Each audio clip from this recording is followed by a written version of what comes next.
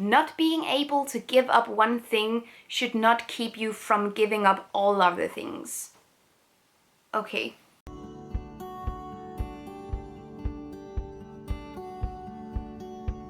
Hello everybody and welcome back to my channel. I'm so happy that you wanted to join me today, because today I'm going to share with you 10 different things that I really think people should know about veganism, that I wish someone had told me about veganism, things that I wish I realized about veganism sooner, things to know before getting started at veganism. What other alternative titles can I come up with? 10 things that I think is important that we need to consider with veganism and plant-based eating and vegetarianism, generally things where you avoid certain foods. Okay, cool. That was really long and confusing. I'm so sorry. But before we get started, this video has a sponsor. This video is sponsored by Skillshare, and I've been partnering up with Skillshare for quite some time, and I really like them as a partner, and I think their content is so inspiring. If you don't know Skillshare, it is an online learning community with tons of different classes and courses, and you can definitely learn so many different things, which I think is pretty cool. Previously, I've been looking into both like fitness and martial arts, yoga and cooking, but recently my big thing has been drawing and journaling and bullet journaling. I think it's so calming, relaxing and soothing to watch, and you also learn something. So I've been really inspired by this illustrated journaling course with 14 prompts. I think it's really cool and just, yeah, intensely mesmerizing. If you're interested in learning a new skill, Skillshare is a great place to start, and if you click the link down below, the first 1,000 people will get 2 months of premium Skillshare for free. First thing I think we should talk about is transitioning into a vegan or plant-based diet. Remember that the transition period is different for everyone, and while some people like going all in all at once and just switching from one day to another, other people appreciate a slower transition time with room to learn and grow and gradually transition. And I was definitely one of the last people, because I transitioned very slowly, and I remember every time I would push myself too hard or expect too much from myself, I would go straight back into old patterns. And I think that's something that happens if you expect yourself to go completely vegan overnight and you're not really in that sort of mindset yet. So definitely remember that it's okay to take things slow and gradually transition, and it's okay to start by cutting out certain foods and then moving on to other foods and moving on to other foods. You don't necessarily have to go vegan overnight, and I feel like I've talked about this many times, but I also feel like it's super duper important, because there are still people thinking that that is the only way to go, and it just isn't at all. I remember feeling really bad and beating myself up for the longest time over the fact that I had to transition slowly, and that was what seemed to be working for me. But the thing is, if you're putting too much pressure on yourself, or if you have unrealistic expectations of what you can actually do, it's very likely that you're going to stay plant-based or vegan for a couple of days and then go straight back into old patterns and then never ever trying it again. Number 2 is also something I want to talk about, and I definitely think that different kinds of YouTubers and health gurus and vegan YouTubers have not necessarily made this the easiest thing to remember. But just because you go vegan doesn't have to mean that you have to go raw vegan. It doesn't have to mean that you have to go high carb vegan. It doesn't have to mean that you go all health, all whole foods all the time, #health queen. You can have a completely balanced, normal, sometimes junk food, sometimes healthy food diet that is also vegan. A completely normal, everyday life kind of diet. And I remember every time I put up one of my what I eat in a day, they're very different. And some of them are like super health foods and whole foodsy, and others have vegan burgers and nuggets and ice cream. And I remember there are always people telling me that it's so nice and refreshing to see people having a normal diet while it is also vegan. So I definitely feel like that is important to remember as well. You don't have to only eat raw. You don't have to have any more restrictions or specifications to your diet other than just no animal products, please. This also goes back to the eating clean and the glorification of eating clean. And I hate that expression so much, because eating clean is just an expression that is completely created by diet culture to make us feel bad about having a normal life. Number 3 is remember that meat substitutes are completely optional. Some vegans or vegetarians have them on a regular basis. Some vegans or vegetarians only have them as transition foods and then move on from them. And some vegans and vegetarians don't eat them at all. And every single option or solution is completely valid. Every one of these solutions is valid. I just really wanted to like sort of stress that. And every time I hear someone being like, oh, I would never eat meat substitutes. Yeah, but you don't have to eat them in order to go vegan or vegetarian. You can just have whole foods if that's your jam. That's okay. Recently, Jens and I were at a restaurant where we heard a woman comment on the fact that they had Beyond Burgers on the menu, and she said, well, as a proper vegetarian, I don't eat meat substitutes. And that's a bullshit attitude to have. I think that's so it's so counterproductive. It's so unnecessary. If you don't want to eat it, it's completely fine. Like, no one's forcing you to. But I feel like discouraging people from trying meat substitutes will automatically also discourage them from trying plant-based diets in general, and that is not what we want. No, we want a big team. So every single solution is valid. Yeah. Remember, when trying out and experimenting at home with vegan or vegetarian foods, to simply not just make the food you're used to making and then just avoiding the meat, because that also often ends up being not the best dishes in the world. And this is something I see so many people struggling with, and I cannot count the amount of times people have commented or come up to me or generally just expressed to me that they actually tried being vegan for a week and it just didn't work out, and they made food at home but it just never worked out. So veganism or vegetarianism, it's just not for them. And sometimes I react like, well, okay, I mean, not everyone is the same, and there can be conditions in your life that makes changing your diet extremely difficult. But in a lot of cases, I also tend to ask like, okay, but what kind of foods did you make? And then they tell me the dishes that they made. And it was literally just the same thing that they made if they were making steak, but then without the steak. So side dishes, so a little salad and some potatoes and some sauce of some kind. And that is not a meal, that is a side dish. And yeah, then I completely understand why veganism was not for you, because this is not it. Home slice. This is so not it. So if you are going to experiment with vegan or vegetarian cooking at home, please use references or inspiration. Look at YouTube videos, on recipe books, on blogs or cooking shows. Generally find inspiration outside of your own home, because chances are, if you've never cooked vegan food before, it can be really difficult to find out when to start or where to start or what to do and what kind of dishes to make. And if you're going to go vegan or vegetarian without any sort of outside inspiration or reference, chances are that you're going to be lacking in some nutrients as well. Or you can go to vegan or vegetarian restaurants and check out how the pros are doing it.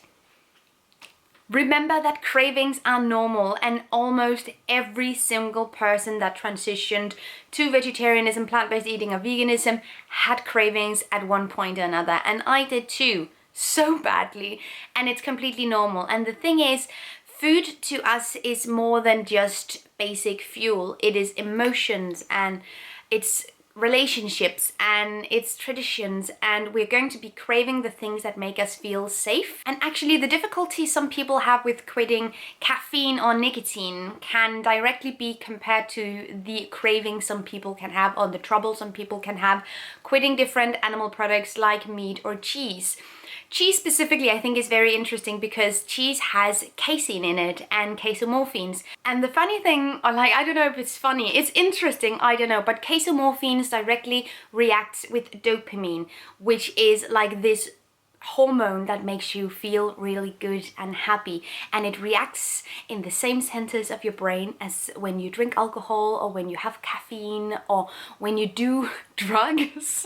So there are scientific evidence to support directly addictive behavior when it comes to cheese, which would explain why that is one of the things I've heard the most people having trouble giving up. But honestly, learning that it's something that happens biologically, physically in my body, and not just me and my brain just sort of craving things that I think I like. It's actually something that's going on. It's actually something that's happening. Made it easier for me to simply just ignore that craving. But should you just ignore the craving, or should you satisfy the craving with something else? Yeah, option B, 100. But the thing is, if you have a craving for cheese or meat or any sort of dish that involves animal products and you're trying to cut them out, don't try to satisfy that craving with a carrot stick or, I don't know, some plain white bread. That's just not gonna work, because first of all, like, that's super uninteresting. And second of all, that's not going to cut it at all, because that's not what you're craving. So instead, find or make amazing vegan comfort food dishes, because that is definitely the way to go. Number 6, it is likely that you are going to discover some new ingredients when diving into vegan or plant-based cooking. And for some people, that's going to be really super exciting. And for other people, it's going to be really super overwhelming. Of course, this depends a lot on the availability of vegan products and of special products in general in your area. So some people might not have to experience this in the same extent that some other people are experiencing it. So that's just like, I can't account for every single experience that's out there, but this is definitely what happened to me. Before going vegan, I had never in my life heard someone mention jackfruit, someone mention nutritional yeast, someone mention aquafaba, or someone mentioning, what's the last one I was thinking about? Liquid smoke. Yeah. Those things I had never ever heard of in my life, but they have all become super essential in the way that I cook now, because you do have to, or you don't have to, but it's super handy to change the way that you cook and what you use for ingredients, because otherwise it is going to be a bit plain. At least that's my experience. So looking into other kinds of spices or other kinds of ingredients is going to elevate your vegan cooking so much. And the way I found out about all of these ingredients were by watching vegan YouTubers like Avant-Garde Vegan or Cheap Lazy Vegan or Hot for Food, because they have amazing cooking content and they will explain these ingredients to you and what you can do with them, and it's just super duper amazing. Number 7 is, as a vegan, you are going to need a B12 supplement. And I mentioned this quite a lot because I think it's super important. And I heard someone say at one point that if you have content online where you're talking about food and nutrition and diets, you have to talk as though some people get all their information about their diet from you. I hope that's not the case. I hope that you research further than just my channel. But I really want to talk about some of these things too, because I do think it's really important. And every time I mention B12, there are always people go like, I need B12? Yes, you do. The reason why vegans need to take a B12 supplement is not because the vegan diet is unnatural or unhealthy. No. B12 is a bacteria that usually comes from soil, and we don't get it as people, especially if we're vegan, because today we rinse and clean our vegetables and fruits so thoroughly that there aren't any traces of dirt and soil on them when we eat them. So why do only vegans and vegetarians, I don't actually think vegetarians, only vegans, yeah, need to take them? Well, that's because that if you eat animal products, those animals have usually had a B12 supplement in pill form themselves. Especially if it's factory farming, if it's free range, it's very likely that they are going around outside eating like grass and roots and stuff, and then they get the B12 from the soil and then you get it through them. But in many cases, the animals are simply given a B12 supplement pill themselves. So the question really is, if you have to take a pill or an animal have to take it. Some people will expect you to become a nutritional expert overnight if you start refusing meat and dairy. Of course, it's a good idea to research a little bit, especially if you're changing like your diet, you know, the thing that keeps you alive. It's a good idea to research and find out a little bit, like finding out, okay, which plants have protein and iron and calcium, and how do I get these things so I have a balanced and healthy diet. Spoiler alert, I have some blog posts about different plants that have all of these things, and you can find it down below. I think this is really important. People are going to come up and ask you, where do you get this, or where do you get this? And it's a good idea to research, because again, it's good for you to know. But sometimes I've definitely had this happen to me a lot. People aren't actually interested in hearing your answers. They just really want to scrutinize or to sort of, I don't know, test you, quiz you in a harsh and aggressive manner, and not really interested in what you have to say. And if that's the vibe that I'm getting, I'm simply just replying with a, you know what, I'm fine. You know what, I got this. It's fine. You don't have to worry about me. It's okay, because you don't have to represent the entire movement of veganism every single day. And it's okay to step away from an uncomfortable situation. It's okay to not defend veganism every time you hear something bad. Just wanted to let you know that we're not expecting that of you. Of course not. But if people are actually curious about veganism and nutrition and how to get all the things that you need, you can refer them to books or studies, like for instance the China study. I have a whole research list on my blog, I will leave that down below as well, with tons of places to research and books to read, documentaries to watch and studies to check out. Then you can also simply state that the American Academy of Nutrition and Dietetics have stated that a vegan or plant-based diet is appropriate for people in all stages of life. Number 9 is going to get confusing, but transitioning into a plant-based or vegan diet can be both more or less expensive than your previous diet. Well, that helps absolutely no one. I'm sorry. The thing is, depending on what kind of products you are transitioning with or what kind of dishes you're making, your food can, or your general food budget can vary in size. If you're doing a lot of substitute cheeses or milks or like dairy products and meat, and if you're trying to find substitutes for these in the supermarket, then yeah, it's probably going to be more expensive simply because of supply and demand.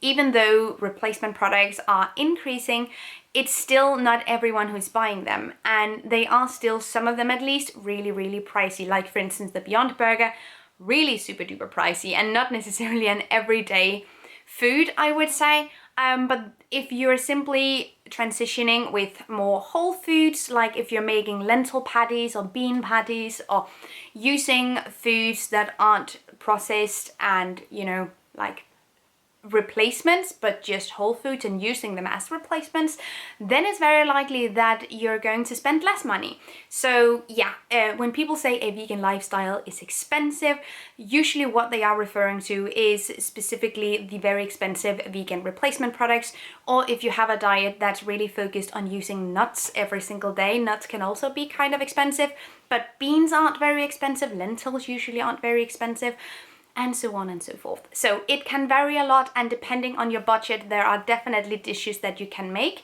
Perhaps it can be very, very difficult to transition completely into another diet if you have a very, very, very, very strict budget, or if you're working many jobs. I completely get how changing your diet in and of itself is kind of something you need access time to do, or some level of privilege, 100.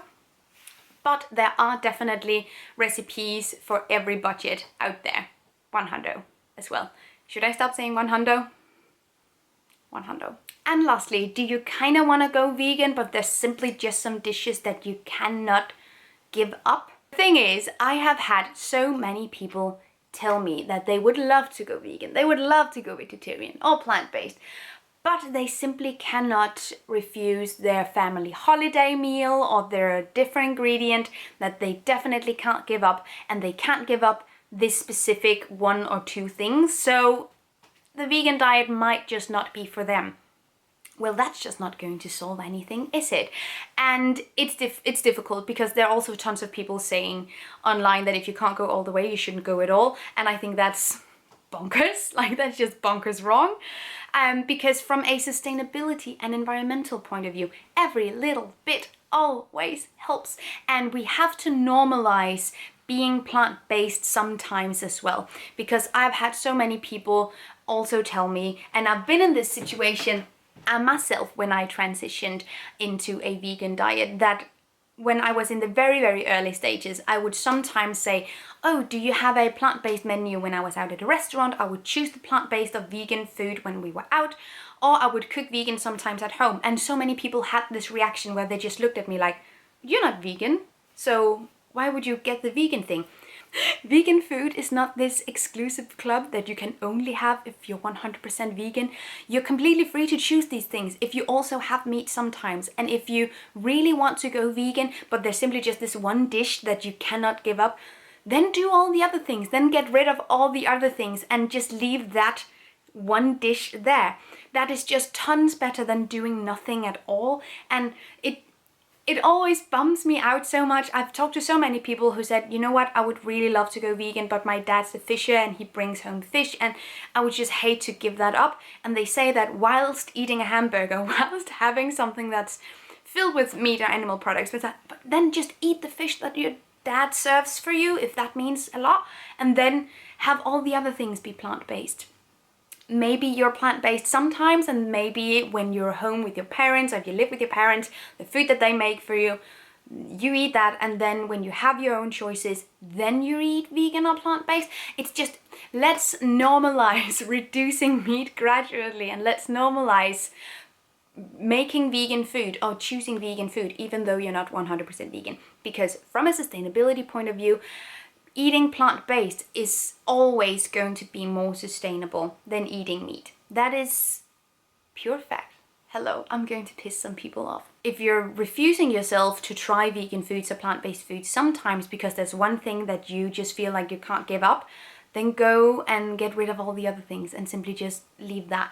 That was also sort of my mentality when I started, and then slowly going into the lifestyle and just getting accustomed to it, I ended up not caring too much about those dishes that I've had thought, okay, you know what, I'm gonna not be vegan that day, I'm not gonna be plant-based that day. And all of a sudden they just didn't seem that important because I found replacements and I found out how I could make food that made me feel the same way as the other food did. And it turned out completely fine. Maybe that won't be the case for you, but there's still so many things that you can reduce that does not have that specific emotional value that that one thing has. Am I making myself clear? Is this in any way comprehensible? Because yeah, I really want to make this super duper clear. This is not an exclusive club where you can only join if you have been a perfect vegan always. That is not what it is, and I know there are tons of voices contradicting each other all the time, so this is simply just my opinion of it. We need to normalize the journey of going halfway there. Just minimizing or reducing the amount of meat by half is still going to have a huge impact. And if you adore your family recipes, then only have those, but then boycott all the other crap that does not have any significant value to you. Okay, now I'm done. Thank you so much for watching. I hope that you liked this video. Let me know down below what you thought about the things that I've said in this video, and also let me know if there are any goals related to food and diet that you are trying to achieve, and I want to let you know that I'm there for you, babe. I'm there for you. Thank you so much to Skillshare for sponsoring this video, and have a really good day. See you guys next time, and take really good care of yourselves. Until then, bye! Thank you so much for watching this video, and also a special thank you to my Patreon supporters. You guys help me create green, zero-waste content, and I love you guys. You can find the links to my social media accounts down below and the link to my Patreon on this screen. Bye!